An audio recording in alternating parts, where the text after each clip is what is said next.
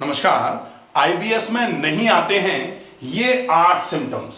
अगर आप ऐसा मान रहे हैं कि आपको आईबीएस की समस्या है या फिर आपको किसी ने कह दिया है कि आपको आईबीएस हो गया है और उस सेंटेंस को सुनकर के आप सदमे में हैं, आपको लग रहा है कि आईबीएस तो बहुत बड़ी बीमारी है और डेफिनेटली आजकल आईबीएस की इरिटेबल बाउल सिंड्रोम की समस्या लगातार फैलती जा रही है क्योंकि लाइफस्टाइल बहुत खराब है। साइंस की माने तो साइंस ऐसा मानती है कि आईबीएस के लिए अभी तक कोई भी ऐसा एग्जैक्ट कारण सिद्ध नहीं हुआ है, लेकिन आईबीएस होने में सबसे ज्यादा सहायक जो कारण होता है वो है बहुत ज्यादा सेडेंटरी लाइफस्टाइल। कभी कभी जब आईबीएस की एविडेंस की बात करी जाती है, अकरेंस की बात करी जाती है, तब ऐसा सामने आता है कि आईबीएस सामान्य तौर पर महिलाओं को ज्यादा है बजाय पुरुषों के। लगभग अगर ऐसा भी कह दिया जाए कि महिलाओं में 2 गुना ज्यादा आईबीएस पाया जाता है देन मेल्स, तो भी ये गलत नहीं होगा। सामान्य तौर पर 20 से 30 साल तक की एज की जो फीमेल्स हैं, जो गर्ल्स हैं, उनको ये समस्या ज्यादा हो रही है। लेकिन इसका मतलब ये नहीं है कि पुरुषों में ये बीमारी नहीं पाई जाती है। पुरुष भी डेफिनेटली इस समस्या से बहुत ज्यादा परेशान हैं, लेकिन कंपैरिजन अगर किया जाए तो महिलाओं में यह समस्या ज्यादा पाई जा रही है। अब हम देखेंगे कि आईबीएस अगर है तो फिर आपके शरीर में क्या सिम्टम्स आते हैं, और अगर उनके अलावा आपको ये सिम्टम्स भी आ रहे हैं तो फिर आप ये मान लीजिए कि ये सिम्टम्स अगर आपको महसूस हो रहे हैं शरीर में, तो फिर आईबीएस की समस्या आपको नहीं है। आप अपनी किसी और समस्या को आईबीएस समझ करके परेशान हुए जा रहे हैं। सबसे पहला सिम्टम वॉमिटिंग। अगर आपको बार बार करके उल्टी जैसा मन करता है, उबाक जैसा आ रहा है, तो डेफिनेटली आप ये मान लीजिए कि ये कोई और डाइजेस्टिव सिस्टम का डिसऑर्डर है, आईबीएस नहीं होगा।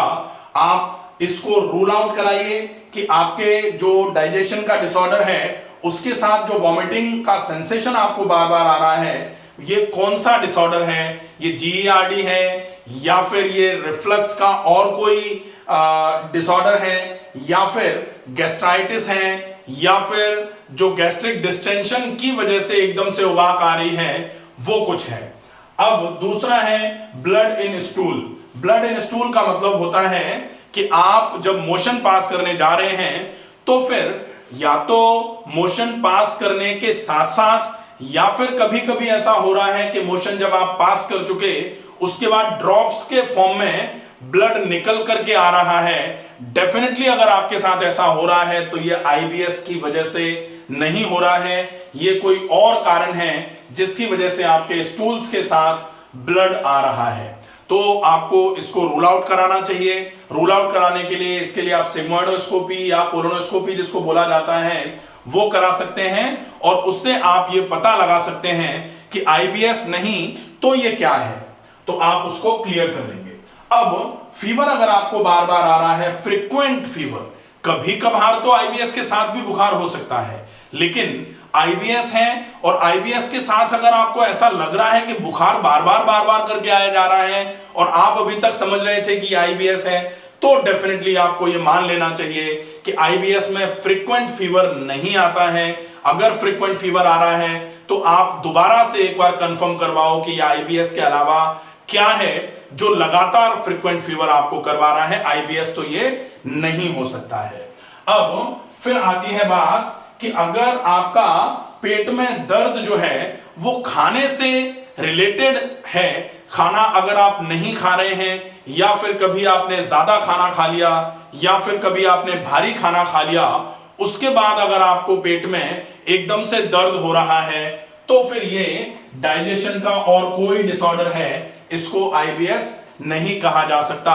क्योंकि पेट में दर्द अगर ये खाने से रिलेटेड हो रहा है तो ये आईबीएस नहीं हो सकता है। अब फिर होगा, आप पेट में जब भी कुछ ऐसा खा रहे हैं जो आपके पेट में भारीपन करा रहा है और पेट में दर्द करा रहा है, या फिर खाना खाने के तुरंत बाद अगर आपका पेट फूल जा रहा है, तो डेफिनेटली ये आईबीएस का सिम्टम नहीं माना जाएगा। इसको कोई और ही बीमारी कहा जाए और उस बीमारी को आप रूल आउट कराइए ताकि ये चीजें कंफर्म हो पाए कि ये किसकी वजह से आप जैसे ही खाना खा रहे हैं, खाना खाते ही आपका पेट फूल जा रहा है। इसके बाद अब बारी आती है, अगर आप गेहूं खाते हैं और गेहूं खाने के तुरंत बाद आपको पेट में अफारा आ जाता है, पेट में दर्द होने लग जाता है, मरोड़ आ जाती है, या फिर आपको गेहूं की कोई भी चीज खाने से मोशन आ रहा है या वॉमिटिंग सेंसेशन आ रही है, तो ये अगर ग्लूटेन से रिलेट कर रहे हैं अगर आप अपने आप को कि सिम्टम्स बढ़ रहे हैं लेकिन गेहूं की कोई चीज खाने की वजह से, तो डेफिनेटली ये आईबीएस नहीं हो सकता है। इसको ग्लूटेन इंटॉलरेंस बोला जाएगा और ग्लूटेन इंटॉलरेंस के लिए आप एक बार चेक कराइए, सीलेक डिसीज या सीलेक स्प्रू बोला जाता है इसको। उसमें अगर आप लंबे समय तक अगर कैसे भी करके ग्लूटेन फ्री आटे का उपयोग करेंगे तो वो सिम्टम्स धीरे धीरे करके गायब होना चालू हो जाएंगे, वो आईबीएस नहीं है। फिर इसके अलावा अब बात आती है आपका रिमार्केबल वेट लॉस अगर हो रहा है। रिमार्केबल वेट लॉस का मतलब है कि लगातार एकदम से वेट जल्दी से गिर जा रहा है, बहुत सारा वेट एकदम से कम हो जा रहा है, तो डेफिनेटली इसको आईबीएस की श्रेणी में नहीं रखा जाता। इस वाली बीमारी को इसको आपको रूल आउट कराने की आवश्यकता है कि ये कौन सी बीमारी है, गैस्ट्राइटिस है कि ये आईबीडी है, आईबीडी में क्रॉन्स टाइप है, या फिर अगर ब्लीडिंग के साथ में आपका वेट कम हो रहा है तो फिर ये अल्सरेटिव कोलाइटिस भी हो सकती है, लेकिन आईबीएस नहीं है ये कंफर्म हो जाता है। इसके बाद डीप फटिग जो होता है, डीप फटिग अगर लगातार आपको कमजोरी बढ़ती चली जा रही है, आप महसूस कर रहे हैं कि आपका वजन तो ज्यादा कम नहीं हो रहा लेकिन लगातार कमजोरी बढ़ती जा रही है, तो डेफिनेटली कमजोरी का बढ़ना जो है ये किसी और बीमारी की तरफ इशारा कर रहा है। आईबीएस में सामान्य तौर पर ऐसा नहीं होता है कि ये आईबीएस की वजह से आपको एक्सट्रीम या डीप फटिग की कंडीशन तक जाना पड़े। अब एक चीज जिसको सामान्य तौर पर आईबीएस से रिलेट किया जा रहा है और कहा जा रहा है इसको गट ब्रेन एक्सेस, मतलब कहा जा रहा है कि आईबीएस कोई बीमारी नहीं है, ये तो सिर्फ एक तनाव की बीमारी है, तनाव होता है तो आईबीएस हो जाता है। जबकि साइंस क्लियरली ऐसा मानती है कि आईबीएस होने में कतई स्ट्रेस और एंजाइटी का रोल नहीं है, लेकिन यह जरूर है, साइंस ये जरूर मानती है कि अगर आपको आईबीएस हुआ है और उसके बाद आपको स्ट्रेस या एंजाइटी होगी